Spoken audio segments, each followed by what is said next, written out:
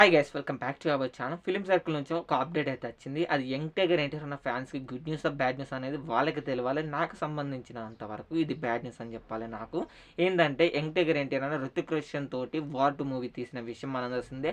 ఆ movie block buster అయితే సపరేట్గా యంగ్ టైగర్ ఎన్టీఆర్ అన్న తోటి ఒక మూవీ తీద్దాం అనుకున్నారు వాళ్ళు. అండ్ మూవీ దొబ్బేసరికి మూవీని అయితే క్యాన్సిల్ చేశారు. మూవీ తీయట్లేదు. ఎట్ ప్రెసెంట్ యంగ్ టైగర్ అన్న ఎన్టీఆర్ నీల్ మూవీ షూటింగ్ చేసుకుంటున్నారు. అండ్ ఫిలిం సర్కిల్ వస్తున్న టాక్ ప్రకారం రీసెంట్గానే పఠాన్ 2 షూటింగ్ అయితే స్టార్ట్ అయిందంట. అండ్ ఆ పఠాన్ 2లో వచ్చేసి యంగ్ టైగర్ ఎన్టీఆర్ అన్న ఒక క్యారెక్టర్ అయితే ప్లే చేస్తున్నారంట. అండ్ ఏంటంటే మన వార్ 2 మూవీలో ఉన్న క్యారెక్టర్ ప్లే చేశారుగా, ఆ క్యారెక్టర్నే ఈ పఠాన్ మూవీకి అయితే లింక్ చేస్తున్నారంట.